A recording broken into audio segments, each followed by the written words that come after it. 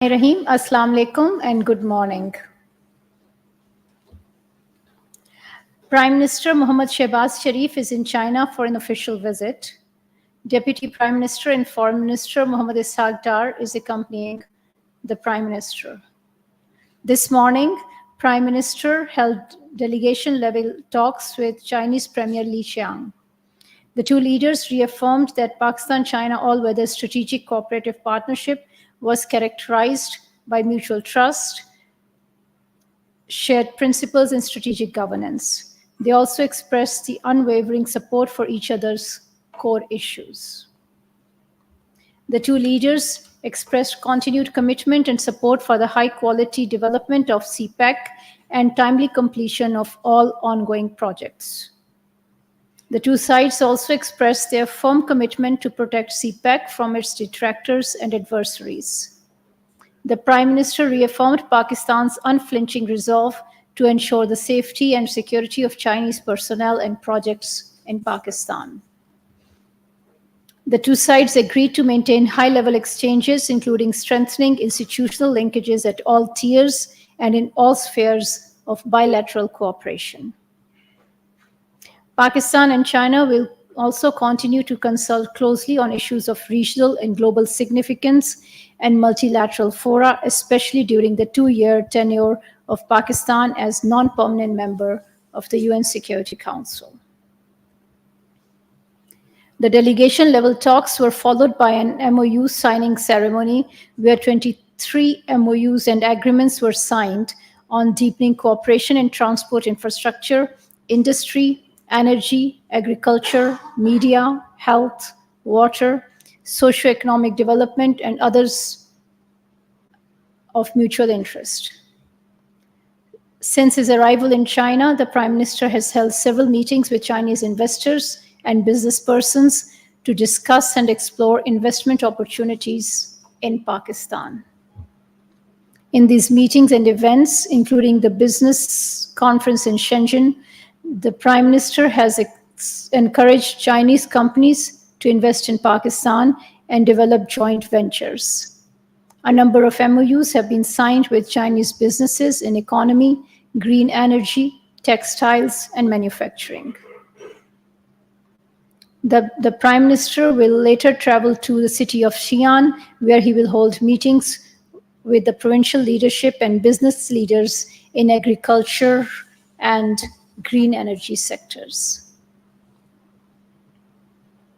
Pakistan was elected yesterday as a non-permanent member of the UN Security Council for the term 2025-26, receiving an overwhelming support of 182 members of the UN General Assembly. We are grateful to all members of the UN General Assembly for their confidence in Pakistan and electing it as a non-permanent member of the Security Council. We are also grateful to the members of the Asia-Pacific Group for endorsing Pakistan's candidature for the Council.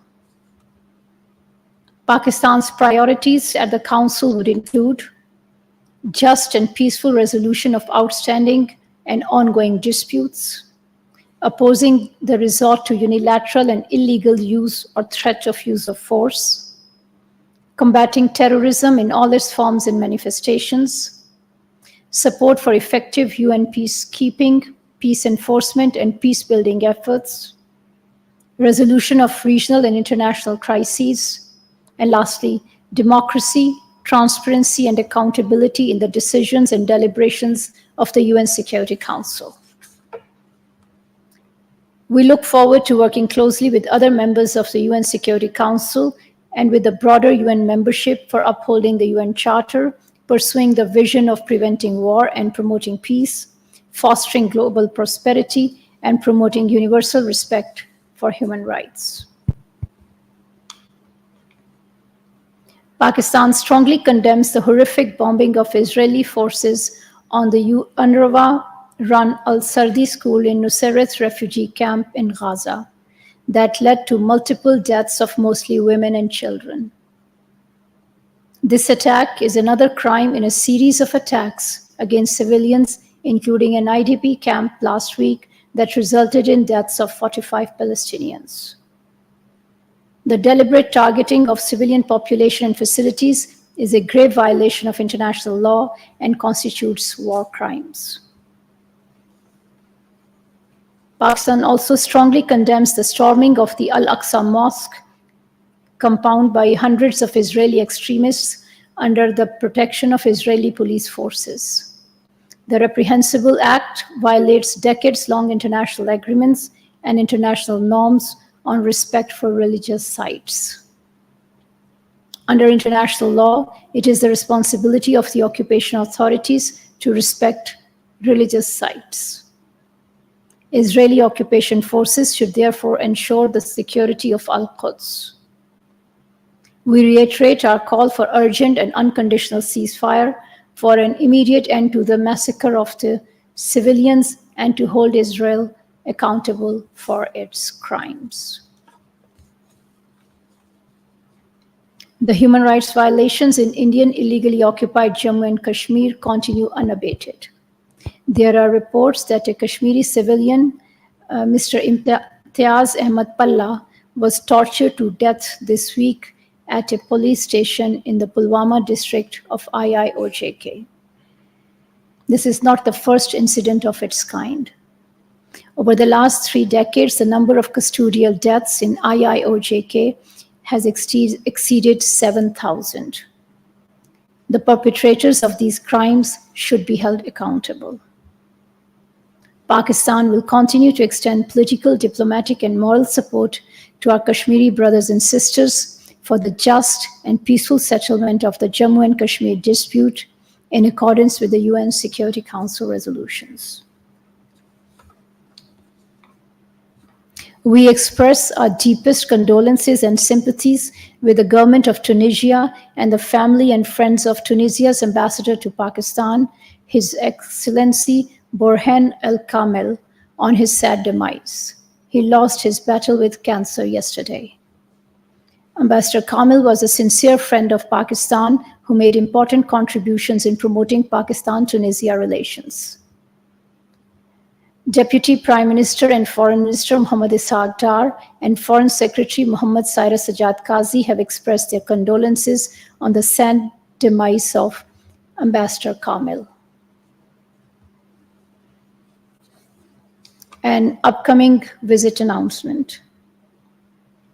Deputy Prime Minister and Foreign Minister Muhammad Ishaq Dar will undertake a one-day visit to Istanbul, Turkey, to attend the extraordinary meeting of the D8 Council of Foreign Ministers. The meeting is being held to discuss the situation in Gaza at the invitation of the Foreign Minister of the Republic of Turkey, Hakan Fidan. The D8 foreign ministers will deliberate upon the shared responsibility of the international community to bring an urgent and unconditional ceasefire and an end to the inhumane and unjustified war on the people of Gaza. The Deputy Prime Minister will present Pakistan's stance on the ongoing genocide in Gaza and the urgency of the unconditional ceasefire, lifting of the siege, and humanitarian relief for the Palestinian people. He will also call for unified international efforts to bring an end to the war being waged against the people of Gaza and the war crimes being perpetuated by the Israeli occupation forces. On the sidelines, the Deputy Prime Minister is also expected to meet foreign ministers in attendance. Thank you.